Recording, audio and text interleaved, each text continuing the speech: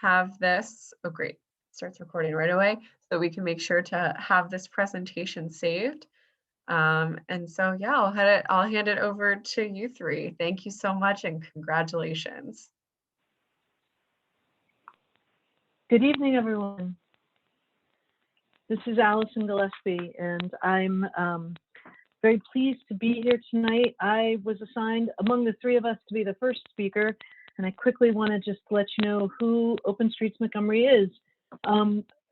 We are in the picture here, all on bikes. I am the person on the left, Peter's in the middle, and Christy's on the right. Peter is a board member for the Washington Area Bicyclist Association. Christy is the chair of a powerful committee in Montgomery County called the Pedestrian Bike Traffic Safety Committee. And I am an advocate for parks, and I've done a lot of advocating for safe routes to school, and also worked a lot with my neighborhood association that I'm president of. About a year ago, when the pandemic started, the three of us already knew each other really well because we were always at meetings together, and we were always giving each other rides home or riding Metro home together, and we had known each other fairly well. When the pandemic hit, we kind of were all very, very excited about some of the potential we saw to make open streets happen. Peter had worked already on open streets quite a bit. Open streets is an expression around the world, meaning you open streets to uses other than for motorists. And WABA had been part of an event in DC, and he had been very excited about it and talked to Christy and I about it quite a bit. We all were thinking about it and began working on it independently, and over again, we found we were talking to each other, and over time, kind of organically, became a trio together. Christy will talk about how we work together and our methods for partnering, but we sought to do three basic things. We wanted to increase community and network connectivity during COVID and beyond. We wanted to strengthen economic development and empowerment and make sure that a lot of the businesses that we had been fighting to get in some of our neighborhoods in Montgomery County did not lose out, and we didn't lose some of our smaller businesses, smaller restaurants during COVID. We also noticed that we had convinced a lot of people over the years that density is good and living in urban spaces is good. We're all good urbanists, but it worried all of us that now we had a lot of people living close together who had no way to exercise safely and no way to be outside safely. A lot of the favorite trails in Montgomery County were jam-packed. It looked like the streets of Manhattan at Christmas on some of those trails, and our elected officials were panicking. They were saying, geez, should we, there were some people even said, should we shut the trails down? Should we shut parks? And this really set off a panic for the three of us. That looked to me like that could be the end of urbanism. So at that point, we said, let's start working on this. And we very carefully began crafting letters and pulling together the groups that we had worked with. We pulled together not only the great people at CSG, but also Montgomery County's Sierra Club, another group called Action Committee for Transit, WABA, of course, and some neighborhood associations, including mine. We started a Facebook group, and we started just reaching out to people. And we had, like I said, those three objectives. We asked for several things. We tried to support a lot of the municipal entities that were doing work, and we reached out to a lot of our elected officials and tried to partner with them very carefully to get those three objectives. My coworker, my co-volunteer, Christy, is going to take it from here and talk a little bit in detail in a minute about how we did that. But some of the things we did, we supported the park system when they wanted to shut down some park streets, and that turned out to be hugely popular. And we basically said, this is a good thing, and we cheerleaded as much as we could the leaders, Mike Riley and Casey Anderson, who were leading that effort. We also worked with OT on streeteries, where there could be a lot of small outdoor dining in places like Bethesda, Wheaton, Silver Spring. And then we sent a letter asking the State Highway Administration to close some streets. Peter's going to talk more about that in a minute. So Christy, would you like to take it from here? Sure. So as Allison mentioned, we had those three primary those three primary objectives.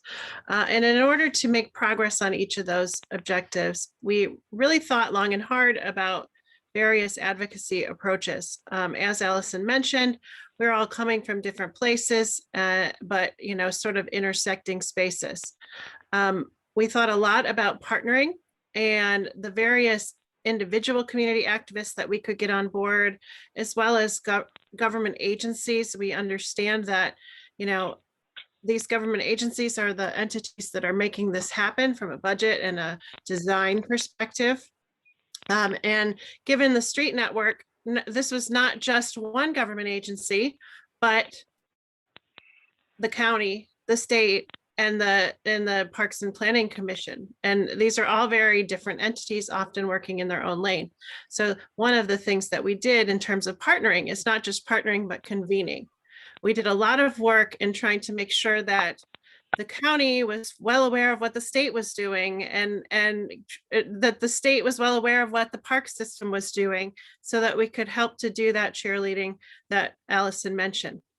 I think also we approached all of these meetings and convenings with a very flexible and problem-solving approach, and in an approach that was very supportive rather than critical of some of the work that our agency partners were doing.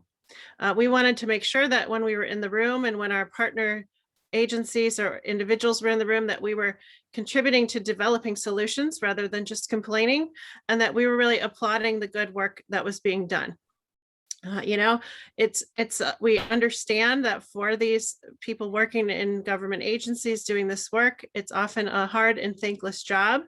And it's our job as community members to make sure they hear what we want, hear what we need, and also feel like, they're making a difference in our communities. Also, we looked at the importance of communications. We also understand that, government agencies don't have a lot of expertise or funding to do some of the on the ground level of communications that's necessary to make some of these projects successful. So we really thought, where can we fill some of that gap? We can use our networks, and we can augment these official project communications by doing a whole lot of outreach, both within the community and with government agencies. And it was outreach, outreach, outreach. We really spent a lot of time over the last 6 months developing communications materials and just having conversations and helping people understand what our overarching goals are and how this benefits our community as a whole. The other thing is that we didn't look at this just as a thing in our neighborhood. We tried to look more broadly and more strategically about how this could impact our own neighborhoods, but also things that could be replicated and spread across the county. So for example, if we have a streetery in one area that's doing something really well, we wanted to make sure that everyone knew about that and knew how it might be applied in other areas. Same with the concept of the COVID-19 miles that Allison mentioned. These are corridors that sort of met the mail when it came to providing that connectivity or economic empowerment. And we made sure that we communicated that and showed how these various projects could be taken from one part of the county to another. Allison got into this a little bit, but we've had several successes to date. We worked very closely with Parks and Planning staff to help support the Open Parkways initiative, both on Sligo Parkway and on Beach, which were closed at various points in time during COVID-19. We worked very closely with the Montgomery County Department of Transportation on their Shared Streets program. The Shared Streets program supported several initiatives like streeteries, implementation of neighborhood greenways, and implementation of a new streamlined permitting process. So what this permitting process typically previously involved was a whole lot of paperwork and a whole lot of back and forth between residents and the county. But we went to them with some ideas for how they could streamline that, and now several different neighborhoods have used that process to have temporary shared streets within their neighborhoods. We also worked with the Maryland State Highway Administration on a really, really great project that's coming here in June on University Boulevard in Wheaton. This is a bike lane pilot that will last for approximately 6 months. And it will provide approximately 1 mile of protected bike lane along University Avenue in Wheaton. This is really sort of groundbreaking in that this is a corridor that does not have a lot of space on the roadside for biking or for walking. It's a high-speed state highway with a very busy bus route. So this was an area where we saw an opportunity to meet all of the criteria in our sort of coalition's sites, while also improving equity in our neighborhood. I'm going to turn it over to Peter, who's going to talk a little bit more and specifically about that University Avenue project. Thanks, Christy. Here you see a flyer that was developed by the three of us, I have to say mostly Allison, to announce this project that's going to take place on University Boulevard, the genesis of which was a letter that WABA and CSG and Sierra and Action Committee for Transit and others signed on to the state. And this was back last early summer that we said to State Highway, traffic levels are down. Let's look at some ways of carving out some of that space from cars to devote it to bicycles. And we proposed 19 miles of roads, sort of coincidentally, the COVID-19, I guess. And we proposed that they start out by doing a pilot project on University Boulevard. We had requested a fairly extensive segment of University. We did a walkthrough with staff from State Highway. We looped in people from the Department of Transportation and the planning departments also, so that everybody would be aware of what the others were doing, and had a series of meetings, at times weekly, last summer into fall, and finally arrived at a solution that we thought would work. And in pushing the State Highway Administration to make sure that this is something that was safe, we at times said, well, if you're not going to do X, this isn't something that we can support. We took a fairly hard line in that respect because we wanted to make sure that as something that was going to be groundbreaking, that it actually be safe. And finally, State Highway went out and got a Federal Highway Administration grant, a research grant. And they, instead of just having this facility on one side of University, now it's going to be taking a curb lane on both sides. So putting University on a true road diet. And the segment is not that long, but it will connect North High School and the Sligo Creek Trail and the open parkway on the Fridays through Sundays to the Wheaton Central Business District. And also we looked at this as a way to try and provide more options for those people who were before COVID and during biking on this very, very narrow, unbuffered sidewalk to jobs and transit and other things in Wheaton from eastern parts of the county. And we're hoping that this will show that there is a demand for this kind of facility, and that we will be able to demonstrate that this is something that State Highway should look at in doing in other parts of the county. And again, this is something that we suggested, but State Highway took it up. And we have to recognize that this is something they have not done anywhere else in the state. This is going to be the first time that they are actually placing, bollards to block off cars so that bikes can use University Boulevard in a safe manner.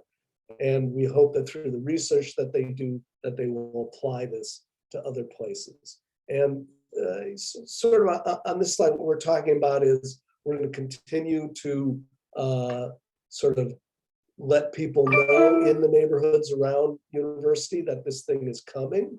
And we're doing outreach to groups like CASA and Latin American Youth Center to try and get into their communities. That's why we made sure that the flyer and the FAQ sheet that we developed is both in English and Spanish, and that we can get some interest in those communities to know that this is happening. And then we are going to continue to sort of support those other efforts that Christy and Allison were talking about in terms of the streeteries, in terms of the shared streets, to continue beyond COVID so that we can give people who are not in cars options that they don't have now. So I think that's all I have to say, and maybe we should have some conversation from the participants. Yes, thank you so much. That was a great presentation, and just want to say again that what you've been able to achieve has really been incredible. You talked about working with SHA, working with MCDOT, and really sort of cutting through the bureaucracy to make things happen. It has been so incredible to watch you three work together and work with all these other departments to actually get things done. I find it super inspiring, and I'm so glad that we're able to showcase all of your achievements here tonight, which I'm sure will not be, as you were saying, will not be the end. And so I have a question. Are people able to type into the chat as participants? Anyone could let me know. Because now we want to do a little bit of Q&A, and it would probably be easiest if people are able to type into the chat, but Jane, unfortunately, looks like we can't. okay. Thank you, Rodney. In that case, I think people who have questions, you can unmute yourselves. Hopefully this doesn't get too wild. We don't have too big of a group, although we do have a very high quality group of people here. So I think that we can probably just do it like that. Hopefully we don't get too many people speaking over one another, but I'll try to moderate as best as possible. But we have about 20 minutes here for questions. Oh, David says that the chat works for him. So that's good. So yeah, if you have a question, feel free to put it in the chat. If you'd like to unmute yourself, we can also do that. Flexible. Hi, Jane. It's Chris Fornash from Nelson Nygaard. I think the chat probably is only working for people who are on as presenters, if I remember my Zoom instructions. I wanted to ask the folks who are getting the award, congratulations, first of all, tremendous work. I don't think the awards that CSG does are often for a year's specific focused work. It's usually for a longer period of time, but you all accomplished clearly a tremendous amount in 2021. I wanted to ask a little bit about that work with SHA that Jane alluded to. Like, where did you find not just the individuals, but what do you think were the keys to really unlocking a state DOT in a way that not many communities have had success? You mind if I take a first crack at it, Allison? I was actually going to say, I feel like Christy should answer this. Okay, great. So as Allison mentioned in the introduction, I've been working for many years in the area of traffic safety, chairing our county's pedestrian, bike, and traffic safety advisory committee. When we first undertook this initiative, there was a update to our county council on a variety of projects, including some of the traffic safety issues during COVID. This was back in June. And at the time, I actually requested to present at that county council meeting. The county council allowed me to do so, and I presented a lot of information about some of the needs and the COVID-19 miles, and that kind of precluded the letter that was sent from the group of organizations. I think when the State Highway Administration and actually the Secretary of Transportation, Greg Slater, saw the letter from this group, this coalition, asking for some of these things, he really took note. He took note of that ask, and he's been quite progressive in the area of thinking about how to allow more space for peds and bikes, and to make our roadways safer for peds and bikes. And so I think that's sort of what kicked it off. Our district engineer actually came to us initially after we had made this request. And then we just started that conversation. So this was something that sort of evolved. I know that it had support from top leadership at Maryland Department of Transportation and SHA. And when we began these conversations, it was really about trying to figure out what would work and what was the best segment in order to try some of this work. And university was one that clearly rose to the top. It's an area that has needed a road diet for quite some time. It's an equity emphasis area. It has a very busy bus route, a lot of pedestrians and bicyclists using a sidewalk that has no buffer. So I think everything just sort of came together. But it was a result of top leadership cover, as well as some talking with the district engineering staff. I think Christy's also being, am I on mute? No. Yeah, go ahead. Right. Sorry, you all. I'm the woman in the pink sweater. I'm in here twice because I always have bandwidth issues, but I'm the phone and the woman in the pink sweater waving. I think Christy's being far too modest. I think the real reason is because, well, frankly, all three of us, but especially Christy, had sat at the table with SHA for years and years doing meetings, and they knew us. We were all three familiar characters to them. And I think they also trusted us to be able to talk reasonably about options. But I think, we have sat for years and years through hours and hours of meetings. And so we knew the names of the folks that we were then getting calls from. They were people we'd sat around a lot with. And I think that helps. I think that investment of relationships. Peter, I think you had some thoughts too, though, about what made it happen. This wouldn't have happened if Pete Ron was still the Secretary of Transportation. That's clear. Yeah. But also the translation of active transportation as an option in the culture of SHA has started to percolate down to the district level. District 3 covers Montgomery and Georges, and they had already contemplated as part of the bike master plan a couple of blocks on Montgomery in Bethesda. There's a study that's going to be done on Georgia Avenue that includes a protected bike lane option. I also think that they felt they needed some sort of political win, which meant support from us. And so we should never underestimate our strength in that sense, that if we come with a reasonable, organized proposal, they're not going to necessarily be the ones to initiate those kinds of ideas, but they responded to the idea that we had. And again, they wanted to do it in as inexpensively a manner as possible, but they actually, because we pushed them, went out and got more dollars to be able to get the project through.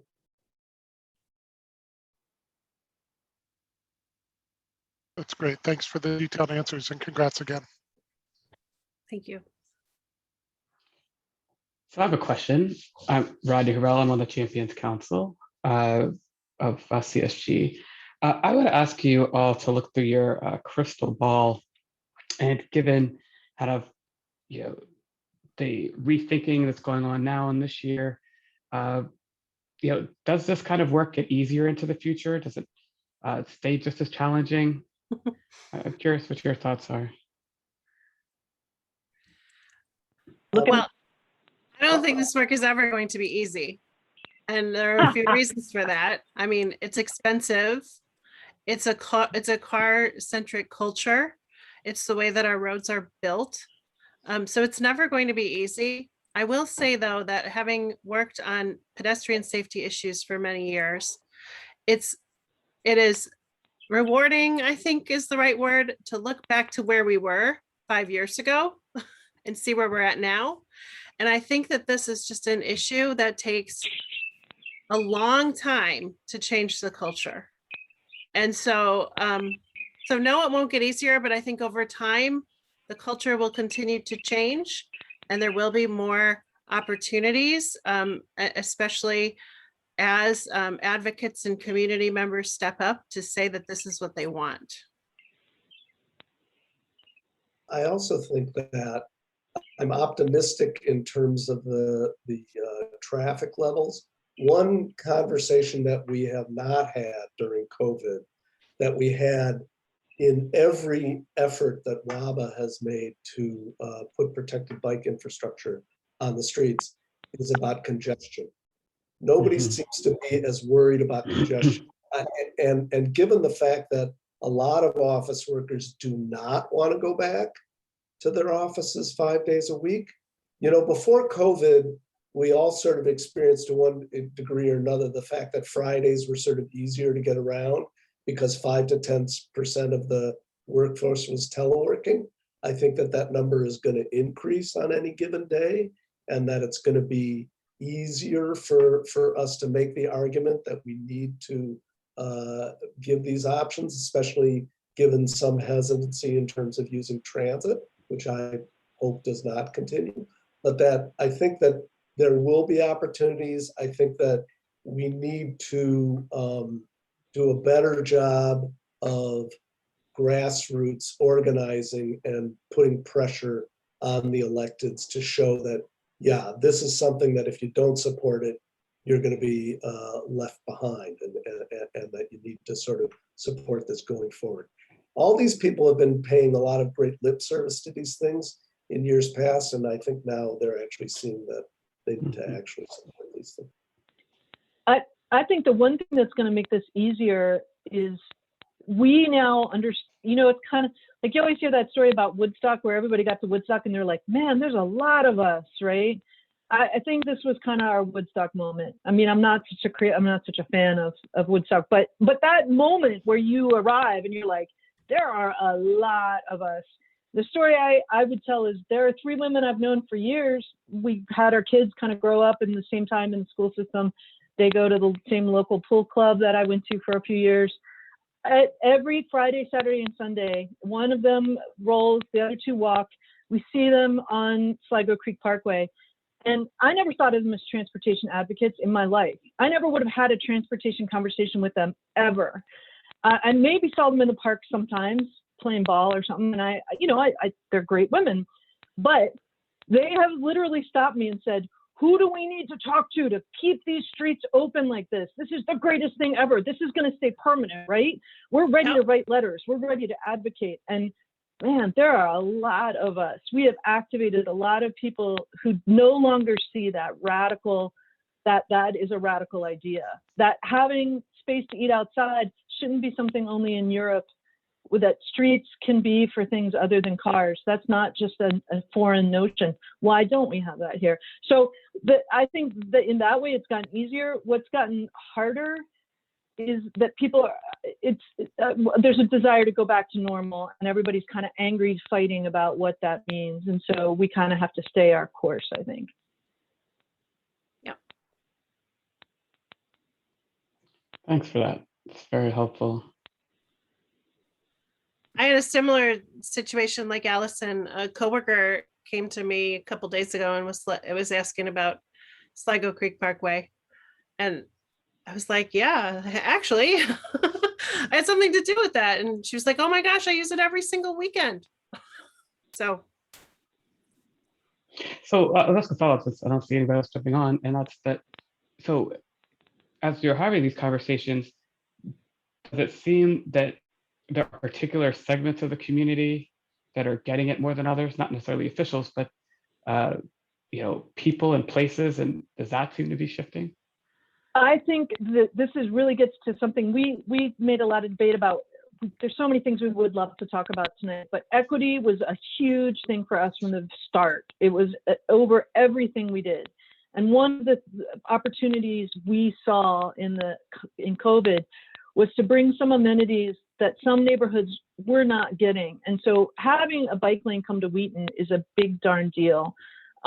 That's a community where there are a lot of invisible bikers, who are biking in their uniform to get to their security job or their HVAC job. We see them, all three of us see them all the time.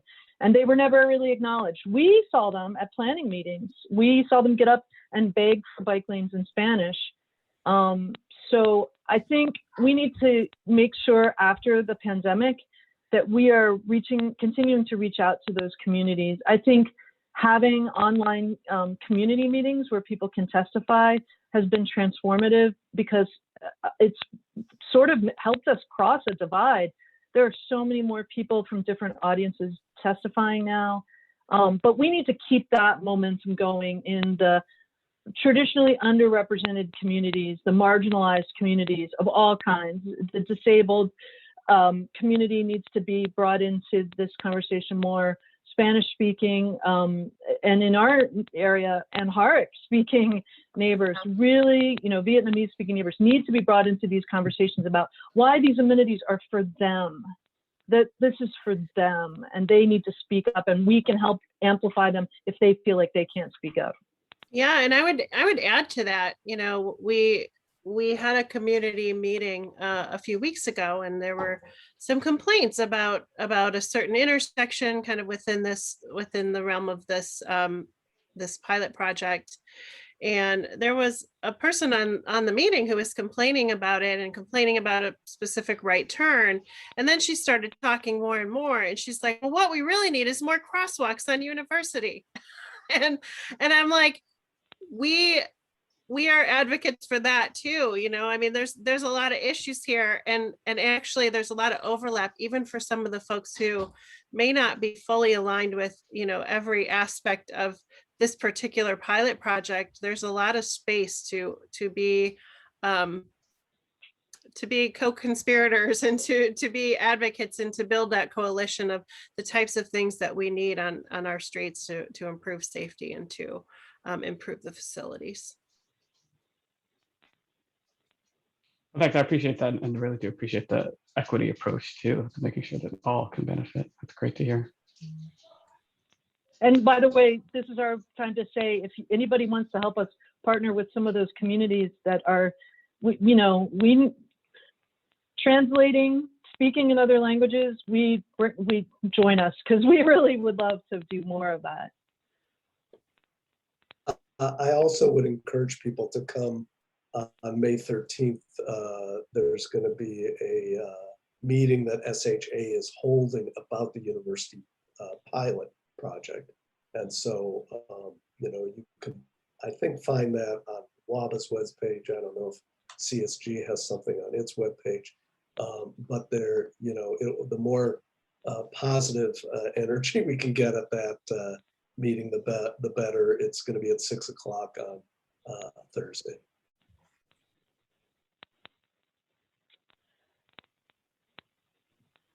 I think we probably have time for one more question. If anyone wants to get in there. I wouldn't mind asking one, but if somebody who hasn't spoken has one, I'm happy to yield. Anyone Right, else? I'll plow ahead. Okay. It's a question about organizational durability or longevity. I mean, you're all involved in lots of different organizations. You all strike me as the super connector type that, oh, you wear this hat in this room and this hat in that room. And those are the people who get things done in every community. Are you considering, or do you see a need for what you've done as the three of you to become a standing organization with a particular voice and role? Or do you see that coalition of existing organizations being where the magic has happened? What's the organizational backbone that you see going forward? Funny you should ask, because that is a topic of discussion. I mean, I think we see huge opportunities for longevity on these issues. This is not, we've used COVID as a reason and as a need. It has increased the need for some of these things, but that need is there even without COVID. And so we've been thinking about, how do we continue with this coalition? What does the organizational structure look like, and how can it be sustainable? I don't know, Peter and Allison, if you have anything to add to that. Go ahead, Peter. I'm going to let you go. Well, there is another organization that is being built up very slowly but surely that Yeah. that we're involved in, called Montgomery County Families for Safe Streets. And that is going to focus, as groups like this all over the country do, on both remaking the roads so they're safe, but also providing support for friends and families of victims of traffic violence. So it's a natural sort of offshoot of this work. And it's something that is quite challenging emotionally when you're dealing with the families who are involved. But, you know, you look at what happened on Georgia Avenue last week, where a 63-year-old woman gets done with her shift at CVS and then has to cross Georgia Avenue and gets hit and killed by a car. And her husband got killed 2 blocks away, and their daughter died 20 years ago in another crash. So, you know, these are things that have a lot of resonance, and that's sort of another organizational effort that we're involved in. I think we've got about 30 seconds left if there are any closing thoughts. Also, just say thank you again for all of your work. Yeah. Thank you. We have a website. It's openstreetsmontgomery.com. And my email address is really easy to remember. It's peter@waba.org. So if you have any interest in following up on this, please do.